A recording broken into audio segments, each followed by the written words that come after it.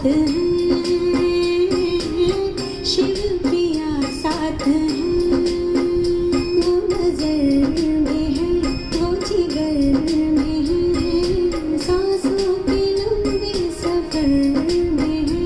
वो नजर में है, वो जिगर में है, सांसों के लंबे सफर में है। वो मेरे दिन रात है, वो मेरे दिन रात है, शिव प्रिया साथ है, शिव प्रिया साथ है।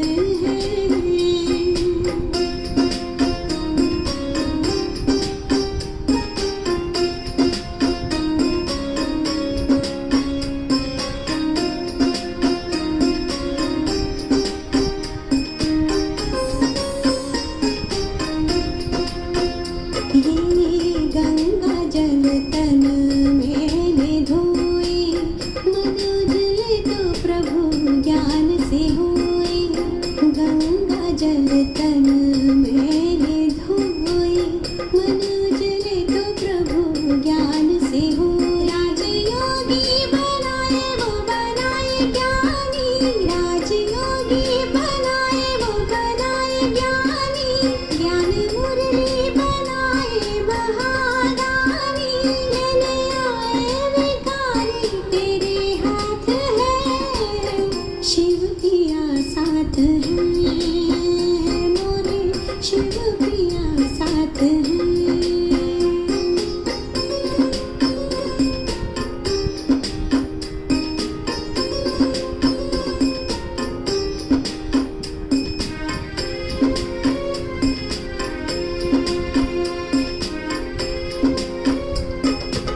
मैंने तो बरसों की है तपस्या, दूर करूंगी मैं जग की समस्या। मैंने तो बरसों की है तपस्या, दूर करूंगी मैं जग की समस्या। आत्मा समझो तो जग खेल है, प्रभु प्रिया से यही मेल है।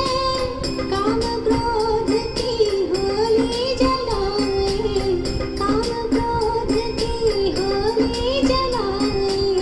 नरसिंह उनका ये अवतार है, शिव प्रिया साथ है, मोरे शिव प्रिया साथ है,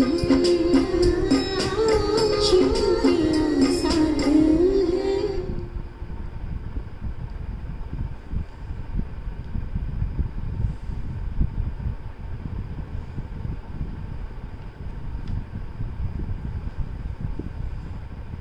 ओम शांति, ओम शांति।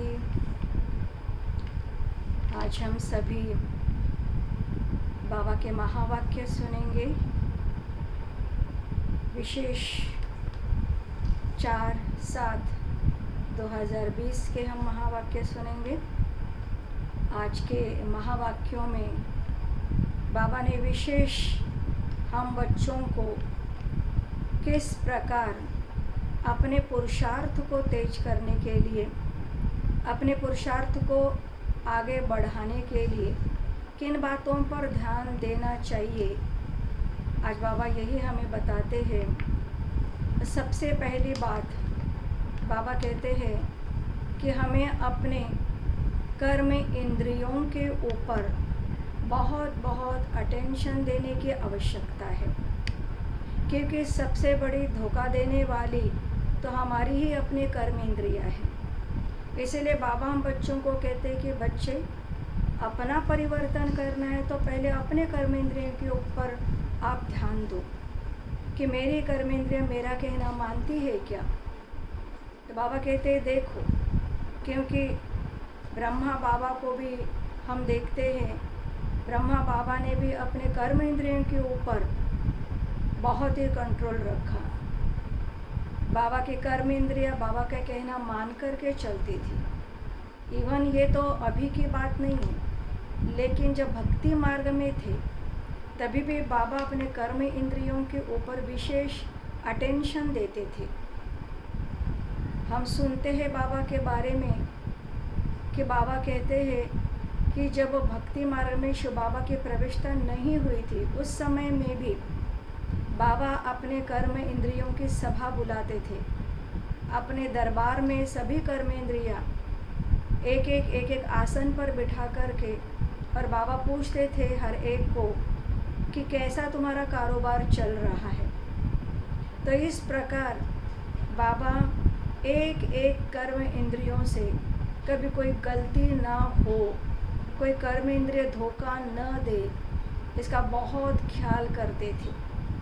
तो वर्तमान समय तो शिव बाबा हम बच्चों को यही कह रहे, बाबा ने तो भक्ति मार्ग में अटेंशन दिया, और जब ज्ञान मार्ग में आए तब तो बाबा हमेशा ही अपने कर्म इंद्रियों के ऊपर पहरा रखते थे। तो हम बच्चों को बाबा यही कहते हैं कि बच्चे अपने कर्म इंद्रियों को आप ध्यान से देखो कि कहीं ये कर्म इंद्रियां में धोखा तो नहीं दे रही है, क्योंकि माया इन्हीं कर्म इंद्रियों से प्रवेश करती है। वो बहुत बड़ी दुश्मन है ये माया, गिराने की कोशिश करती है। इसीलिए बाबा कहते हैं कि बच्चे एक बाप की याद में रह करके तुम आगे बढ़ते चलो।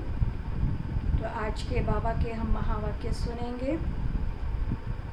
बाबा कहते हैं, मीठे बच्चे, ऊंच बनना है तो अपना पोता मेल रोज देखो, कोई भी कर्मेंद्रिय धोखा न दे। आंखें बहुत धोखेबाज है, इनसे संभाल करो। और सभी कर्म इंद्रियों में आंखें जो है वो बहुत बड़ी धोखा देती है, क्योंकि सबसे पहले छाप जो है वो आँखों पर पड़ती है। जब आँखों पर छाप पड़ गई तब मन के अंदर हलचल आने लगती है, वृत्तियाँ खराब होने लगती है, फिर अन्य कर्म इंद्रियों से गलत कर्म होने लगते हैं। इसीलिए बाबा कहते हैं आँखें बहुत बड़ी धोखेबाज है, इनकी संभाल करो। प्रश्न है, सबसे बुरी आदत कौन सी है? उनसे बचने का उपाय क्या है? सबसे बुरी आदत कौन सी है और उनसे बचने का उपाय क्या है, बाबा पूछ रहे। तो बाबा कहते हैं सबसे बुरी आदत है ज़बान का स्वाद। कोई अच्छी चीज़ देखी तो छिपा कर खा लेंगे। छिपाना अर्थात बाबा कहते चोरी। चोरी रूपी माया भी बहुतों को नाक कान से पकड़ लेती है। भले वो छोटी सी चोरी है, लेकिन वो भी तो चोरी ही है। और इस प्रकार माया नाक कान से हमें पकड़ लेती है, धोखा दे देती है। इससे बचने का साधन, जब भी कहा बुद्धि जाए तो खुद ही खुद को सजा दो। बाबा कहते हैं, बाबा कुछ नहीं कह रहे हैं, लेकिन बाबा कहते हैं खुद अपने ऊपर अटेंशन दो। और अगर हमारी बुद्धि इस प्रकार चली जाती है तो खुद ही अपने आप को सजा दो। बुरी आदतों को निकालने के लिए अपने आप को खूब फटकार लगाओ। जैसे दूसरे ने अगर गलती की तो हम दूसरे को कितना डांटते हैं, अपने आप को डांटो, अपने आप को चमाट मारो, ताकि अपनी इन आदतों को हम सुधारें। तो बाबा कहते हैं अपने आप को खूब फटकार लगाओ। ओम शांति। आत्म अभिमानी होकर बैठे हो, हर एक बात अपने आप से पूछनी होती है। हम आत्माभिमानी हो बैठे हैं और बाप को याद कर रहे हैं। बैठे हैं तो भी कैसे बैठे? क्योंकि स्वयं भगवान के आगे हम बैठे। तो इसीलिए बाबा पूछते हैं कि बच्चे अपने को आत्मा समझ करके बैठे हो और शिव बाबा को याद कर रहे हो कि बुद्धि में और बातें तो नहीं चल रही है। गाया हुआ भी है ना, शिव शक्ति पांडव सेना। ये शिव बाबा की सेना बैठी है ना, बाबा कमांडर है और बाबा के आगे सारी शिव बाबा की सेना बैठी है। एक तरफ शिव शक्ति और दूसरी तरफ पांडव सेना है। उस जिस्मानी सेना में सिर्फ जवान होते हैं, बूढ़े व बच्चे वहाँ पर नहीं होते। और ये वंडरफुल सेना है कि इसमें छोटे बच्चे, बूढ़े, जवान, स्त्री, पुरुष सब यहाँ पर शामिल है। इस सेना में तो बूढ़े, बच्चे, जवान आदि सब बैठे। यह है माया पर जीत पाने के लिए सेना। हर एक को माया पर जीत पाकर बाप से बेहद का वर्षा लेना है। बच्चे जानते हैं माया बड़ी प्रबल है, ये भी पता है कि हम जितना आगे बढ़ते जाते हैं माया उतनी ही बहुत प्रबल होकर के आती है। कर्मेंद्रिय ही सबसे जास्ती धोखा देती है। चार्ट में ये भी लिखो कि आज कौन सी कर्मेंद्रियों ने धोखा दिया। बाबा कहते सारा दिन भर चेक कर लो और फिर देखो कि आज के दिन भर में मुझे कौन से कर्मेंद्रियों ने धोखा दिया। आँखों ने धोखा दिया या ज़ुबान ने धोखा दिया या कानों ने धोखा दिया, किसने धोखा दिया। बाबा कहते चेक करो। आज फलाने को देखा तो दिल को ही उनको हाथ लगाए, ये करे। आँखें बहुत नुकसान करती है क्योंकि ये आँखें ही देह के ऊपर जाकर टिकती है। इसलिए बाबा क्या कहते, हर एक कर्मेंद्रिय देखो कौन सी कर्मेंद्रिय बहुत नुकसान करती है। सूरदास का भी इस पर मिसाल देते हैं ना। कल भी बाबा ने सूरदास की बात बोली थी कि अपने आँखें फूट डाली। वास्तविक बाबा कहते हैं देह अभिमानी जो आँखें, ये दृष्टि जो है उसको बदलकर आत्मा अभिमानी दृष्टि को बनाना है। अपनी जांच रखनी चाहिए। आँखें बहुत धोखा देने वाली है। अच्छे अच्छे बच्चों को भी माया धोखा देती है। भले सर्विस अच्छी करते हैं परंतु आँखें धोखा देती। इसलिए बाबा कहते हैं कितने भी बड़े बड़े महावीर भी है लेकिन इतना बाबा बाबा कहते हुए भी, इतनी सर्विस करते हुए भी, कई सालों से बाबा के बन कर के रहते, लेकिन एक थोड़ी सी बात कहीं ना कहीं ऐसा धोखा हो जाता है, कहीं ना कहीं किसी न किसी में बुद्धि फंस जाती है और फिर बाबा का हाथ छूट जाता है। इस पर बड़ी जांच रखनी होती है क्योंकि माया दुश्मन है ना, हमारे पद को भ्रष्ट कर देती है। जो सेंसिबल बच्चे हैं उनको अच्छी रीति नोट करना चाहिए, डायरी पॉकेट में पड़ी हो। इसलिए बाबा कहते हैं बच्चे तुम स्टूडेंट हो तो तुम्हारे पास डायरी होनी चाहिए कि बाबा जो अच्छे अच्छे पॉइंट्स बताते हैं उसको नोट करो, क्योंकि सारे बुद्धि में तो नहीं रहते हैं। तो बार बार डायरी निकालो, छोटी सी डायरी रखो, उसको निकालो, बार बार पढ़ो, तब अटेंशन जाएगा। जैसे भक्ति मार्ग में बुद्धि और तरफ भागती है ना, तो अपने को चुटकी मारते हैं, चुटकी काटते हैं। तुमको भी तो अपने आप को सज़ा देनी चाहिए, बड़ी खबरदारी रखनी चाहिए। कर्मेंद्रिय धोखा तो नहीं देती, किनारा कर लेना चाहिए। अगर देखो कि कोई ना कोई कर्मेंद्रिय, मेरी अपनी कर्मेंद्रिय मुझे धोखा दे रही है, तो फट से उसे किनारा करना चाहिए। खड़ा होकर देखना भी नहीं चाहिए। स्त्री पुरुष का ही बहुत हंगामा है, देखने से काम विकार की दृष्टि जाती है। इसलिए सन्यासी लोग आंखें बंद करके बैठते थे, क्योंकि बाबा क्या कहते, पहले तो परमात्मा परिचय तो उन लोगों को नहीं था।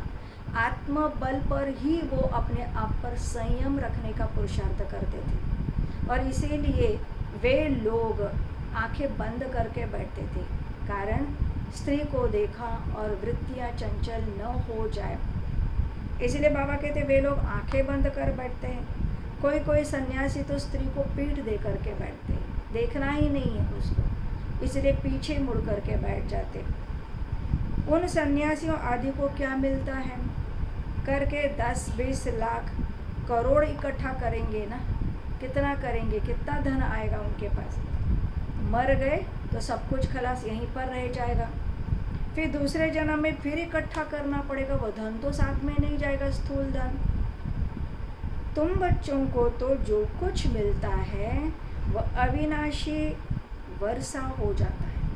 और बाबा हम बच्चों को कहते हैं हम तो स्थूल धन की बात नहीं कर रहे, यहाँ ज्ञान का धन, गुणों का धन, शक्तियों का धन, ये सारे धन हम इकट्ठा कर रहे हैं जो हमें आगे कार्य के लिए वो आगे आ जाएंगे, आत्मा के साथ चले जाएंगे, वर्षे के रूप में आएंगे। वहाँ धन की लालच होती ही नहीं। इतना अथाह धन, जितना यहाँ पर ज्ञान धन हम बटोरते हैं, जितना हमारे खजाने में ज्ञान का धन होता है, उतना वहाँ पर स्थूल धन हमें अकीचार मिल जाता है।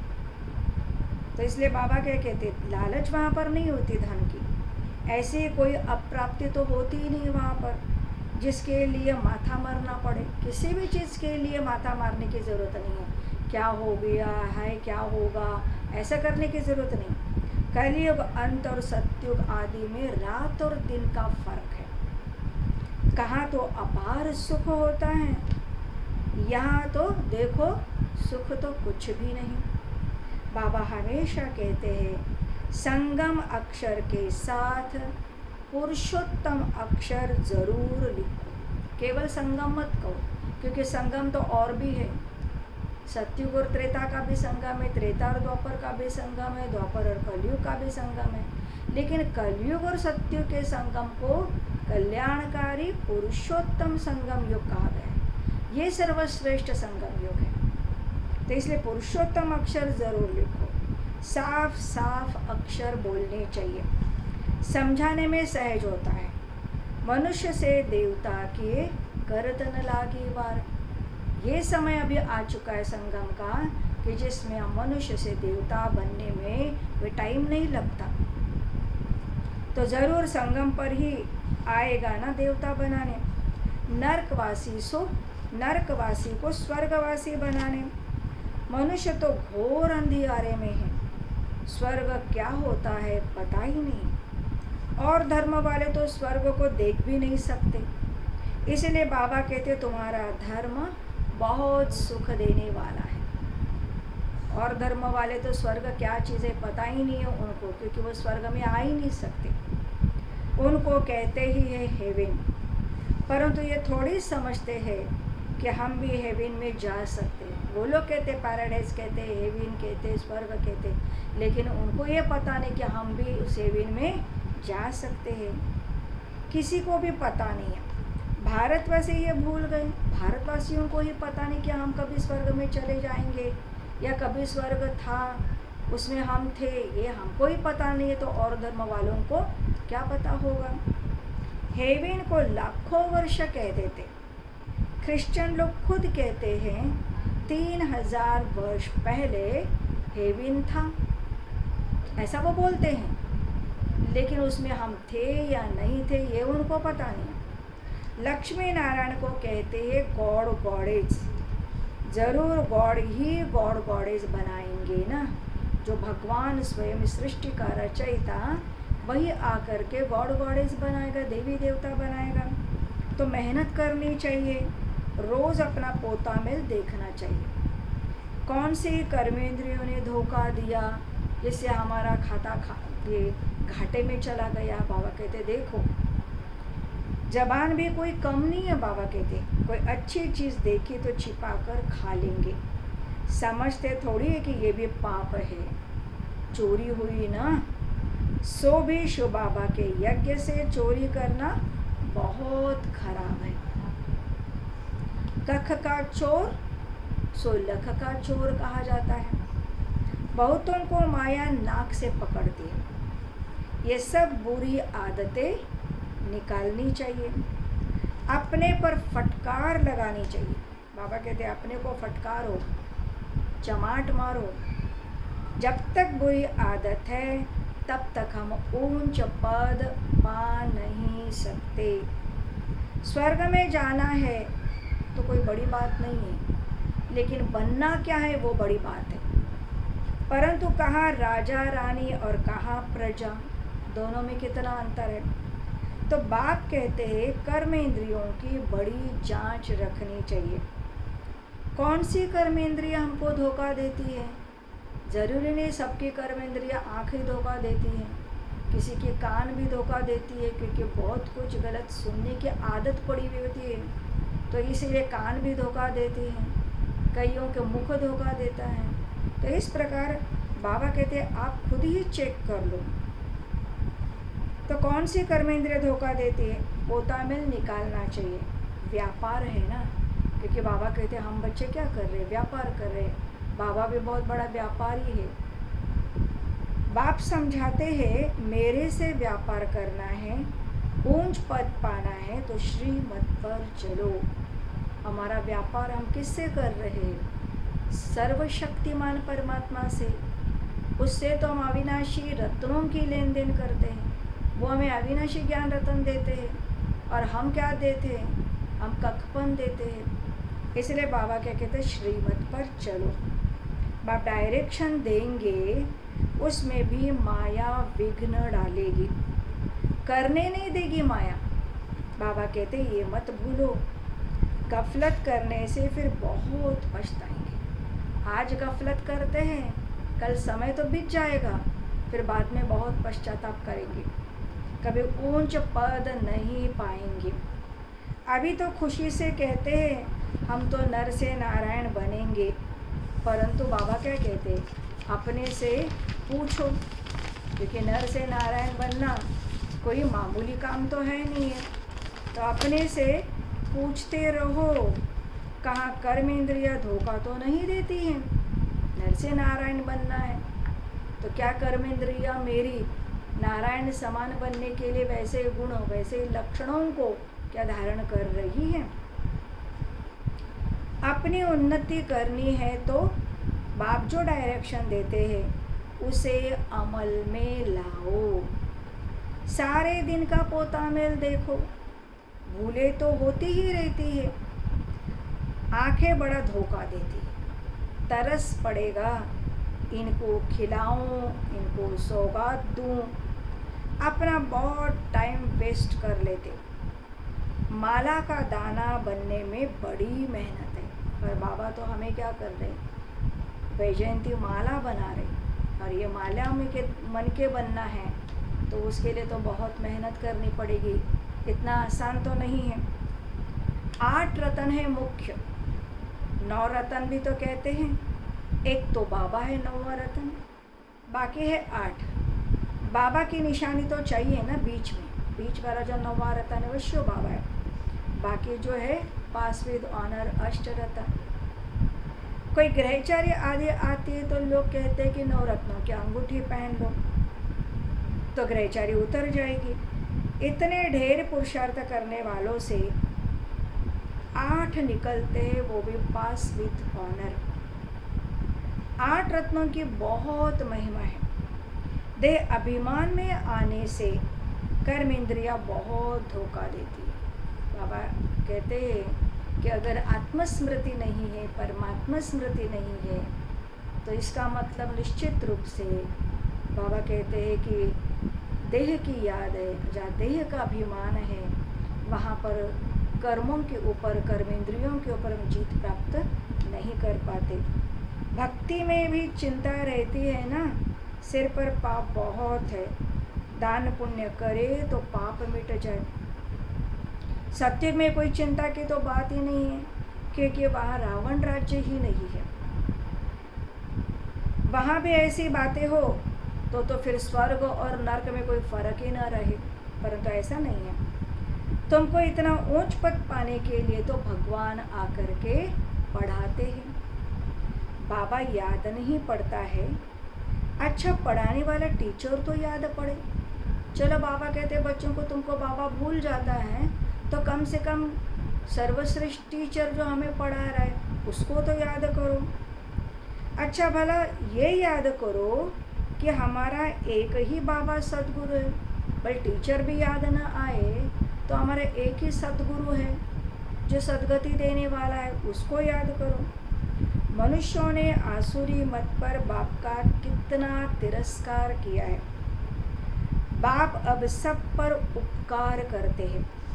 तुम बच्चों को भी उपकार करना चाहिए। जैसे बाबा हमारे अनेक भूले, अनेक गलतियों को बाबा ने माफ़ कर दिया, हमारे ऊपर उपकार किया, ऐसे बाबा कहते तुम्हें भी औरों के ऊपर उपकार करना चाहिए। किसी पर भी अपकार नहीं, कुदृष्टि भी नहीं, अपना ही नुकसान करते हैं। वह वाइब्रेशन फिर दूसरों पर भी असर करता है। बाबा कहते बहुत बड़ी मंजिल है, रोज़ अपना पोता मेल देखो, कोई विकर्म तो नहीं किया। यह है ही विकर्मों की दुनिया, इसलिए इसको विकर्मी संवत कहा जाता है। विकर्माजित देवताओं का संवेद का किसी को भी पता ही नहीं। बाप समझाते हैं विकर्माजित संवत को 5000 वर्ष हुए, फिर बाद में विकर्म संवत शुरू हुआ। राजाएं भी विकर्म ही करते रहते। जब संवत ही विकर्म शुरू हो गया, देवभान आ गया, तो फिर जो भी है उसमें वो सारे विकर्म ही करते रहेंगे। तब बाबा कहते कर्म, अकर्म और विकर्म की गति मैं तुमको समझाता हूँ। कर्म किसको कहा जाता है, विकर्म किसको कहा जाता है, सुकर्म किसको कहा जाता है और अकर्म किसको कहा जाता है, ये सारी गति बाबा हम बच्चों को समझाते। रावण राज्य में तुम्हारे कर्म विकर्म बन जाते, सत्युग में कर्म अकर्म बनते हैं। विकर्म बनता नहीं, वहाँ विकार का नाम ही नहीं है कि ज्ञान का तीसरा नेत्र अभी तुमको मिला है।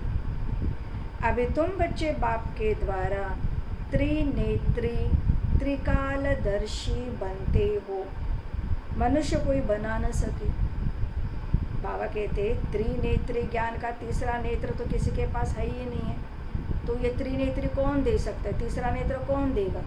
और त्रिकालदर्शी तीनों कालों का ज्ञान भी किसी के पास नहीं है, तो कौन किसको त्रिकालदर्शी बनाएगा। तो बाबा कहते ज्ञान तो और कोई दे नहीं सकते,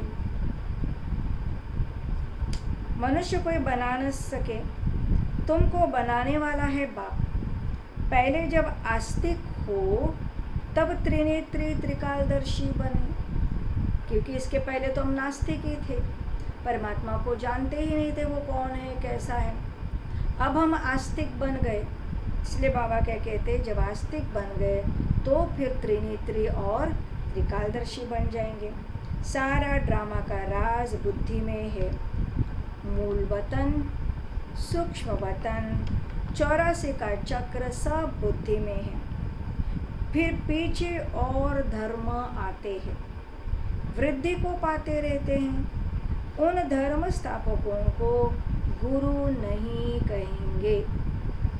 सर्व की सद्गति करने वाला सतगुरु एक ही है, बाकी वो कोई सद्गति करने थोड़ी आता है।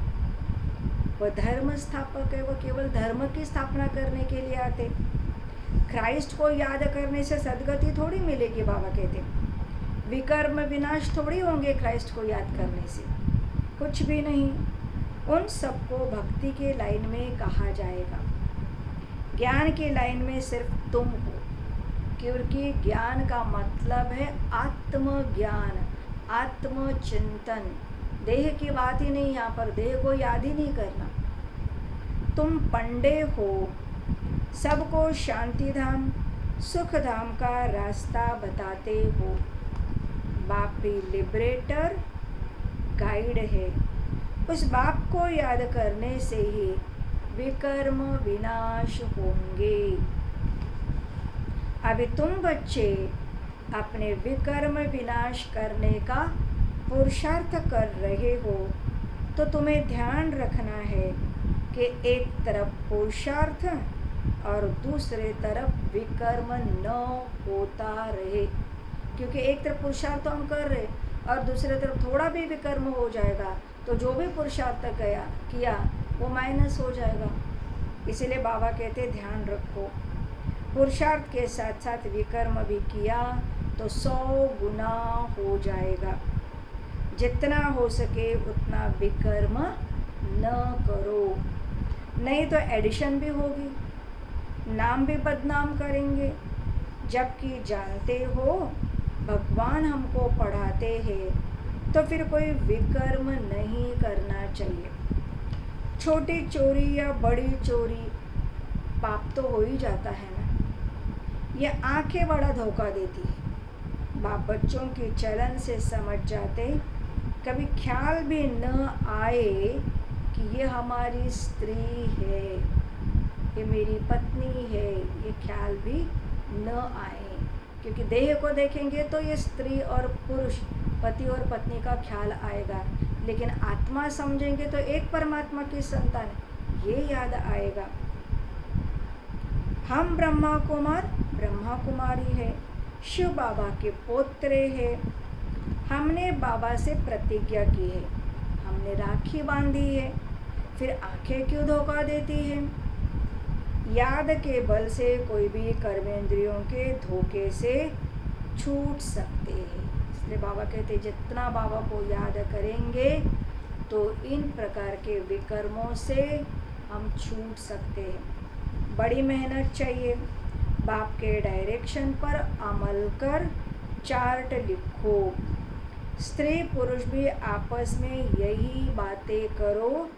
हम तो बाबा से पूरा वर्षा लेंगे।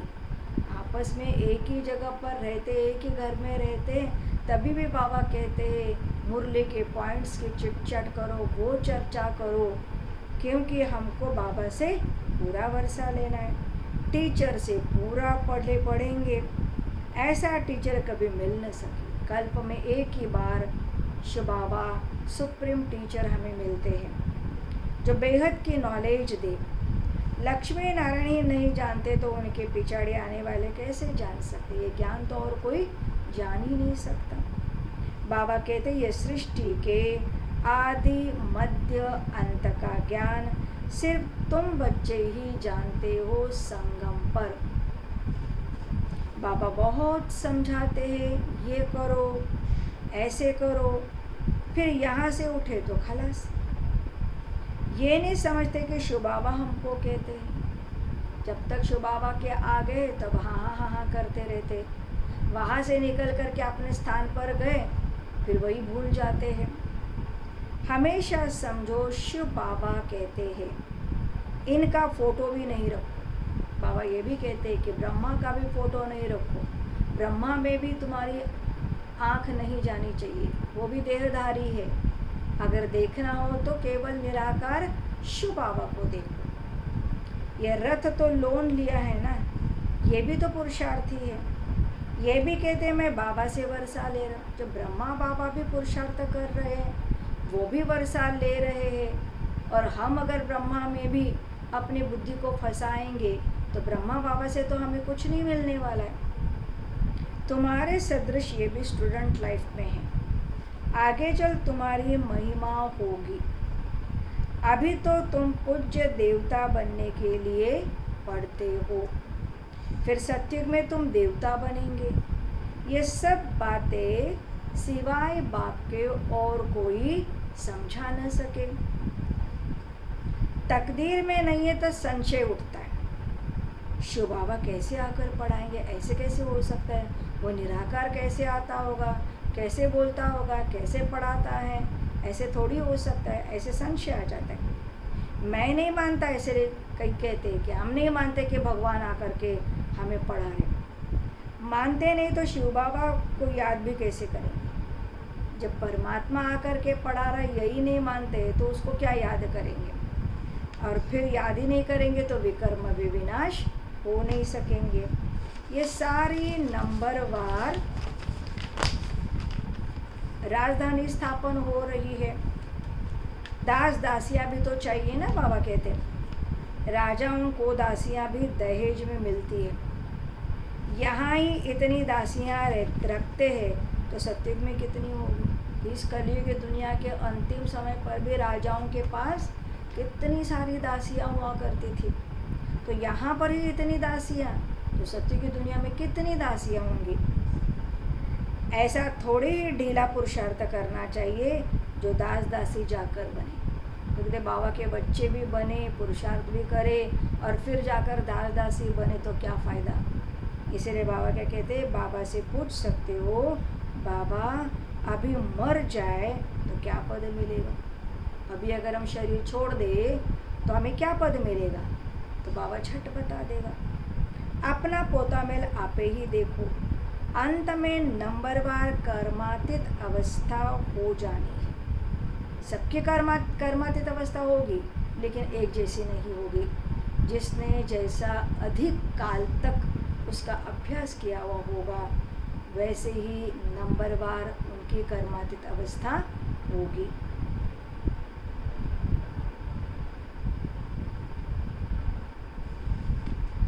तो इसीलिए बाबा क्या कहते हैं, तो नंबर बार कर्मातीत अवस्था हो जाने, ये है सच्ची कमाई। उस कमाई में रात दिन कितना बिजी रहते हैं। सट्टे वाले जो होते वह एक हाथ से खाना खाते हैं, दूसरे हाथ से फ़ोन पर कारोबार चलाते रहते, क्योंकि उनके पास तो फुर्सत ही नहीं है, खाना खाने के लिए भी फुर्सत नहीं है। अब बताओ ऐसे आदमी ज्ञान में चल सकेंगे? अगर उनको कहो कि आप ज्ञान में आओ, आप ज्ञान को सुन लो, तो उनके पास तो खाने के लिए टाइम नहीं है, तो फिर वो ज्ञान क्या सुनेंगे? कहते हैं हमको फुर्सत कहाँ। अरे सच्ची राजाई मिलती है। बाप को सिर्फ याद करो तो विकर्म विनाश होंगे। अष्ट देवता आदि को भी याद करते हैं ना, उनकी याद से तो कुछ भी मिलता नहीं। बाबा बार बार हर एक बात पर समझाते रहते हैं। जो फिर ऐसे कोई न कहे कि फलानी बात पर तो समझाया ही नहीं है, ऐसा तो होता ही नहीं है। बाबा ने तो हर बात हमको समझाई है, सारी बातें क्लियर कर दी बाबा ने। तुम बच्चों को पैगाम भी सबको देना है। एरोप्लेन से भी पर्चे गिराने हैं बाबा कहते, उसके लिए भी तो कोशिश करने की कैसे हम एरोप्लेन से पर्चे गिराएं।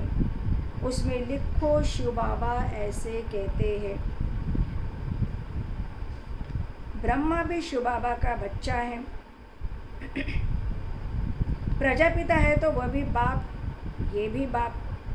शिव बाबा कहने से भी बहुत बच्चों को प्रेम के आंसू आ जाते हैं।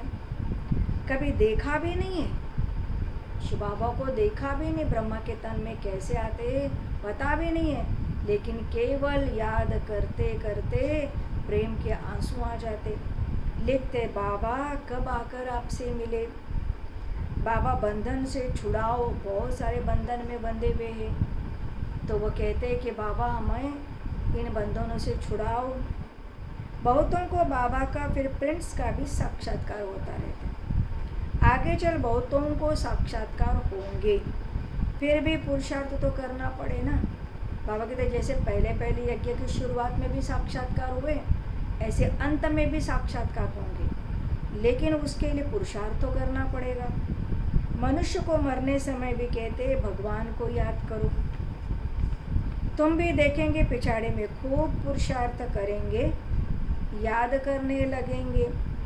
बाप राय देते हैं बच्चे, जो समय मिले उसमें पुरुषार्थ कर मेकअप कर लो। बाप की याद में रहे, विकर्म विनाश करो, तो पीछे आते भी आगे जा सकते। भले हम बहुत बाद में आए, लेकिन फिर भी हम आगे बढ़ सकते हैं। जैसे ट्रेन अगर लेट हो जाती है तो भी क्या करते हैं, रात को वो गैलप कर लेती है और फिर अपने समय पर ही मंजिल पर पहुंच जाती है। ऐसे बाबा कहते भले हम लेट में आए तो भी बाबा कहते हैं गैलप करके आगे बढ़ो। तुमको भी यह समय मिलता है तो मेकअप कर लो, या आकर कमाई करने लग जाओ। बाबा राय भी देते ऐसे ऐसे करो, अपना कल्याण करो, बाप की श्रीमत पर चलो। एरोप्लेन से पर्चे गिराओ, जो मनुष्य समझे कि ये तो बरोबर ठीक पैगाम देते हैं। भारत कितना बड़ा है, सबको मालूम पड़ना चाहिए। जो फिर ऐसे न कहे कि बाबा हमको तो पता ही नहीं पड़ा, ऐसा ना हो। इसलिए बाबा कहते हैं कि तुम सबको ये बताते जाओ, ताकि हर एक आत्मा अपने पिता परमात्मा से जन्म सिद्ध अधिकार प्राप्त कर ले। अच्छा, मीठे मीठे सिकिलदे बच्चों प्रति माता पिता बाप दादा का याद प्यार और गुड मॉर्निंग। रूहानी बाप की रूहानी बच्चों को नमस्ते। रूहानी बच्चों की रूहानी बाप दादा को नमस्ते नमस्ते। धारणा के लिए मुख्य सार है, सेंसिबल बन अपनी जांच करनी है कि आंखें धोखा तो नहीं देती है। बाबा कहते हैं सबसे पहले समझदार बन जाओ और फिर अपने आप को चेक करो, जांच कर लो। कोई भी कर्मेंद्रियों के वश हो, उल्टा कर्म नहीं करना है। याद के बल से कर्मेंद्रियों के धोखे से छूटने हैं। दूसरा पॉइंट है, इस सच्ची कमाई के लिए समय निकालना है। बाकी सारी बातों के लिए तो हम समय देते हैं, लेकिन बाबा कहते हैं इसके लिए तो कहेंगे फुर्सत नहीं है। लेकिन इसके महत्व को समझेंगे तो हम बाकी सारी बातें छोड़कर पहले इन बातों को महत्व देंगे। पीछे आते भी पुरुषार्थ से मेकअप कर लेना है। यह विकर्म विनाश करने का समय है, इसलिए कोई भी विकर्म नहीं करना है। आज का वरदान है, हर कंडीशन में सेफ रहने वाले एयर कंडीशन के टिकट के अधिकारी भव। हर कंडीशन में सेफ रहने वाले एयर कंडीशन के टिकट के अधिकारी भव। बाबा कहते एयर कंडीशन की टिकट उन्हीं बच्चों को मिलती है जो यहाँ हर कंडीशन में सेफ रहते। किसी भी हालत में कोई भी बात हो, कोई भी परिस्थिति हो, कोई भी समस्या हो, लेकिन सब में अपने आप को सुरक्षित रखते हैं, सेफ रहते हैं। उन्हों को ये बाबा कहते हैं एयर कंडीशन की टिकट मिलेगी। कोई भी परिस्थिति आ जाए, कैसी भी समस्या आ जाए, लेकिन हर समस्या को सेकंड में पार करने का सर्टिफिकेट चाहिए। जैसे उस टिकट के लिए पैसे देते हो ना, ऐसे यहाँ पर सदा विजयी बनने की मनी चाहिए। कौन सा पैसा चाहिए? सदा विजयी बनने की मनी चाहिए, जिससे टिकट मिल सके। हर बात में हम विजयी बन जाए।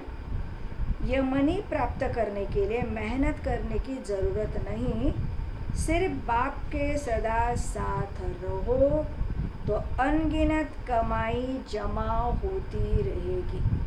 हमें करना क्या है? केवल बाबा को अपने साथ रखना है। हम बाबा के साथ रहे, बाबा को हम अपने साथ रखें। किसी भी तरीके से बाबा को साथ लेकर के चले तो क्या हो जाएगा? जो भी हम करेंगे उसमें हमारी कमाई ही जमा होती जाएगी। स्लोगन है, कैसी भी परिस्थिति हो, परिस्थिति चली जाए लेकिन खुशी नहीं जाए। बाबा कहते कैसी भी परिस्थिति हो, परिस्थिति चली जाए, आज परिस्थिति आई वो चली जाएगी, लेकिन हमारी खुशी गुम न हो, इस पर अटेंशन देना है। इसीलिए बाबा आज बार बार हमें यही कहते कि बच्चे अपने कर्म इंद्रियों के मालिक बनो। मैं आत्मा कर्म इंद्रियों का मालिक हूँ। कर्म इंद्रियाँ मेरे कहने अनुसार चले, कर्म इंद्रियों के अधीन ना हो, क्योंकि कर्म इंद्रियाँ ही हमको धोखा देती है और सबसे धोखा देने वाली कर्म इंद्रियाँ आँखें हैं। इसलिए बाबा कहते स्त्री पुरुष के भान से भी ऊपर उठ करके अपने को आत्मा समझ करके एक बाप को याद करो। जितना बाबा की याद रहेगी उतना हम हल्के होते जाएंगे, विकर्मों से बचे रहेंगे, परिस्थितियाँ समस्याओं से भी ऊपर उठते जाएंगे और फिर हमें मेहनत करने की आवश्यकता नहीं पड़ेगी। सहज सब कुछ प्राप्त होगा और उस स्वर्णिम दुनिया में, उस स्वर्ग की दुनिया में जाने के हम अधिकारी बन जाएंगे, ऊंच पद पाने के अधिकारी बन जाएंगे। अच्छा, ओम शांति। आज हम खास अटेंशन रखेंगे और इसका हम अभ्यास करेंगे, जांच रखेंगे, होता मेल भी देखते रहेंगे। चले हम बाबा के पास। ओम शांति।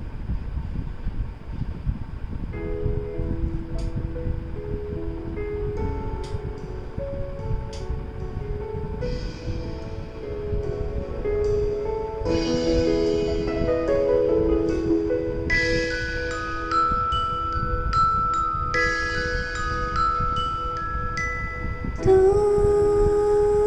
साथ है तो डरने की क्या बात है।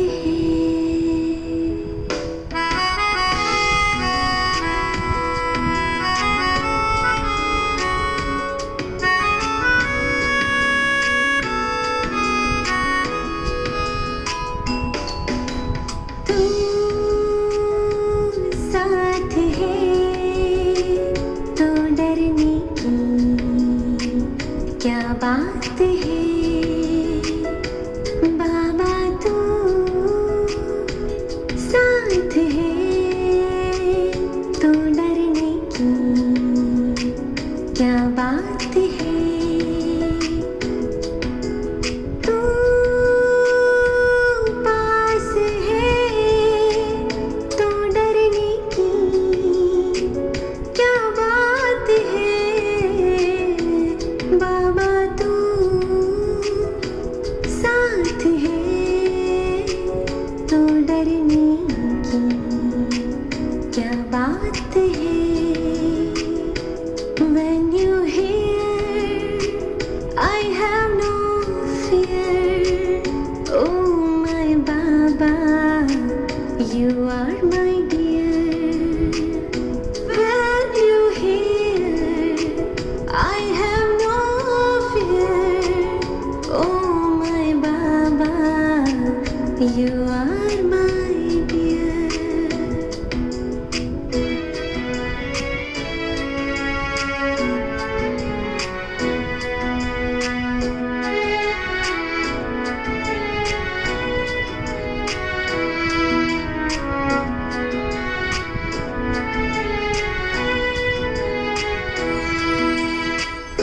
चलते रहे हम चलते रहे तेरे नक्शे कदम पर चलते रहे। गाते रहे गुनगुनाते रहे गीत खुशी के हम गाते रहे। हो जिसका हो साथी खुद भगवान, जिसका हो साथी खुद भगवान, उसको रोकेगा क्या आंधी या तूफान। हम चल पड़े हैं अब बाबा के धाम, हम चल पड़े हैं अब बाबा के धाम। जीवन हुआ ये अब उसके नाम। तू साथ है तो डरने की क्या बात है। तू पास है तो डरने की क्या बात है। बाबा तू साथ है तो डरने की क्या बात है।